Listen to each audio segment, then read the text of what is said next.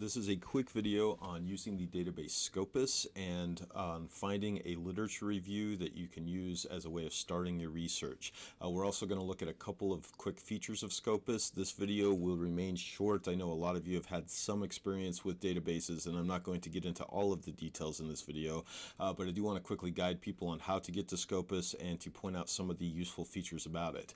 So we are at the University of Utah's homepage. I want to go to the Marriott Library, and I can get there through academics and then scrolling down to libraries. And there are numerous other ways of getting to the Marriott Library's homepage. This is just the one that I am choosing. Once we are on the University of Utah homepage, I want to click on databases. Clicking on that will bring up an alphabetized list. There are a lot of good databases within this list. I'm going to end this video by pointing out a number of them, but the one I want to go to right now starts with S. If I click on S, I'm going to scroll down till I see Scopus.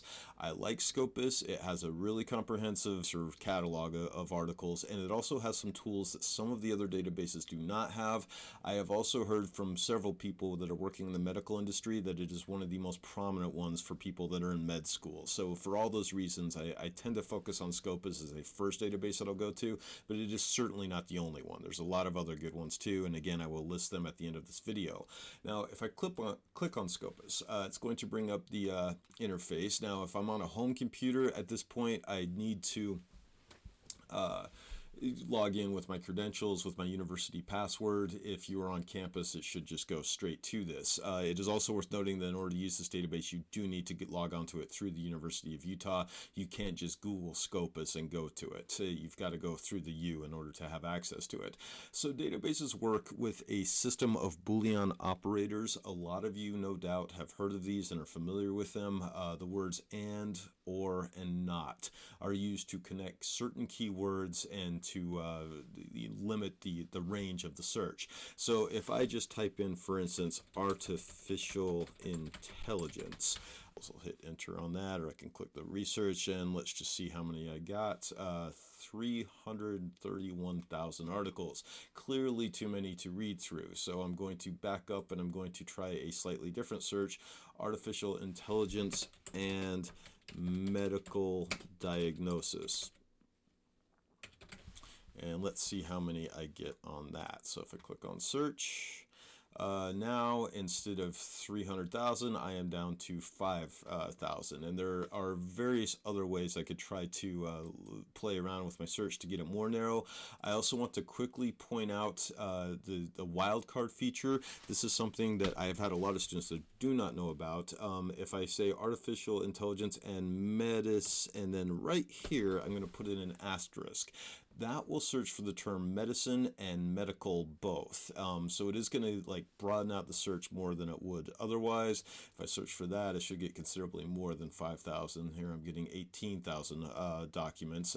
Now, I don't know if there's a right number that you're searching for here, but I will say if it's, you know, over 10,000, you're probably wanting to limit it a little bit more than what you have. And there are other ways of doing that besides just the keywords.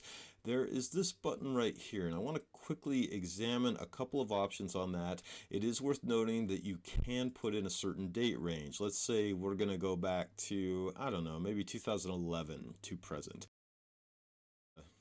Then we are going to adjust the document type. So rather than all, I want to start my research project by clicking on review.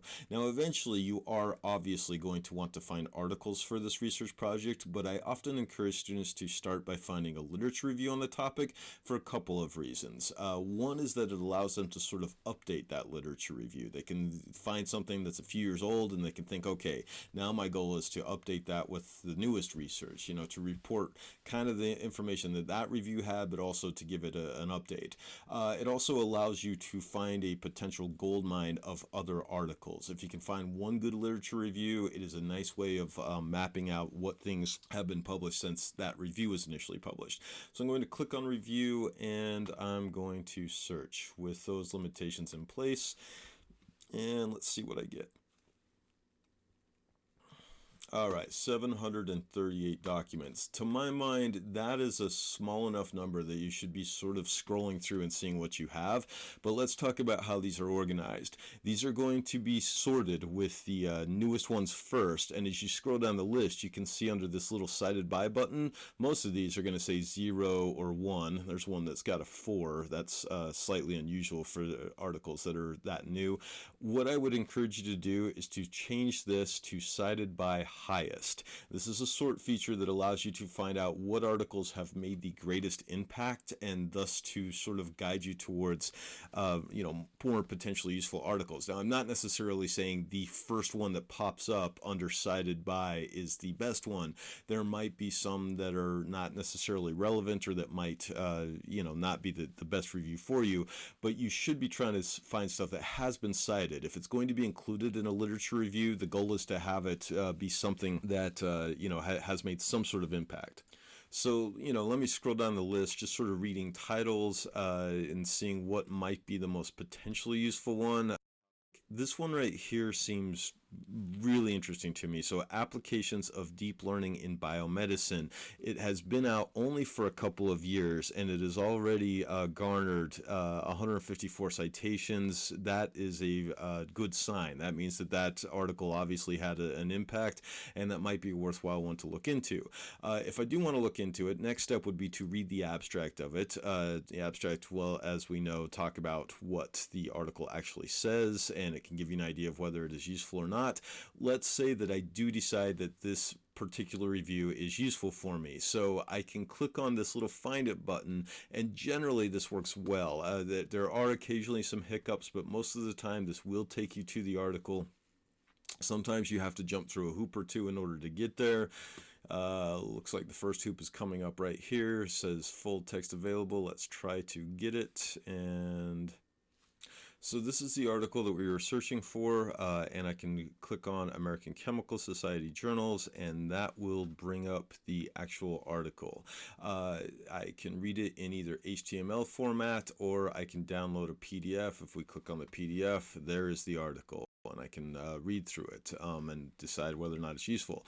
Now, before I do that, if I click on the title, then I have a couple of options that are potentially useful for me. One is that I can scroll down and see the bibliography of this article, and I've got links to all of these as well. And you can also, it's worth noting, see how many times these articles have been cited.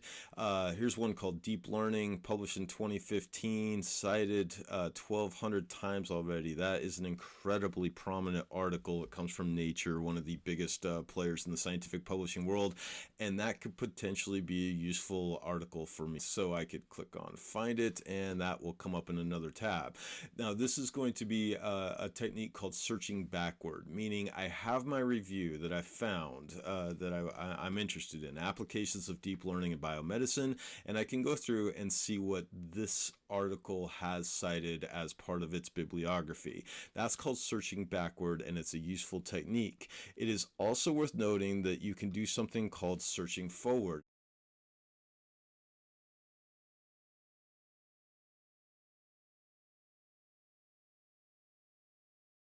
Let me just back up and look at that article in the initial search box. So here's our article, Applications of Deep Learning in Biomedicine.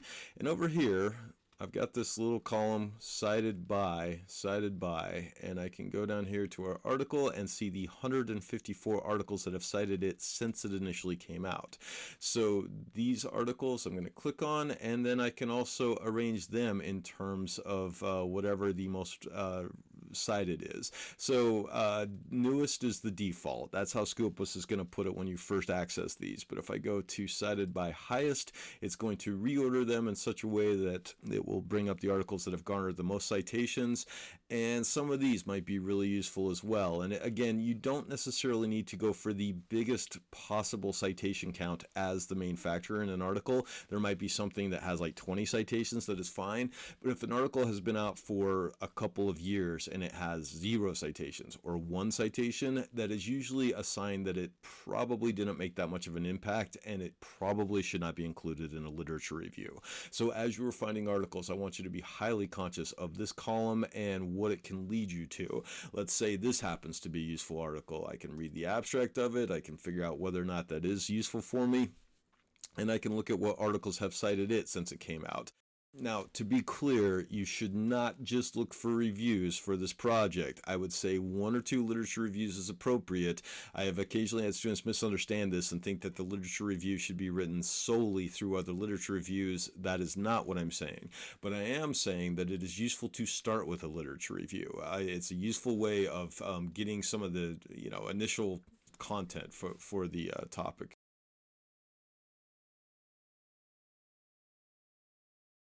One other thing to note, most of these databases will take care of the citations for you. For instance, if I go back to one of these articles and I say, okay, let's say this seems like a good one to me and I want to cite that, then I can click the little box here so it's selected, and then I go over, I've got to hit the dots and this create bibliography.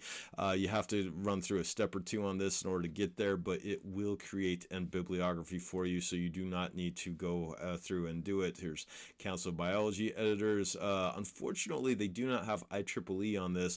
I will say that the IEEE databases do have that as an option for citation, but we could switch it to Council of Biology editors, or if you want to use APA, that's fine. That's acceptable in most hard science context. So either one of those, I can create a bibliography. Normally in class, if we're doing a face-to-face class, I'll spend a little bit more time on the databases, but not much. Usually I'll kind of guide students to them and I will say, okay, go play around with this, figure it out. If you have any questions about these, let me know. I am going to now list a series of databases that are good to use with, or that are good to use for this research project.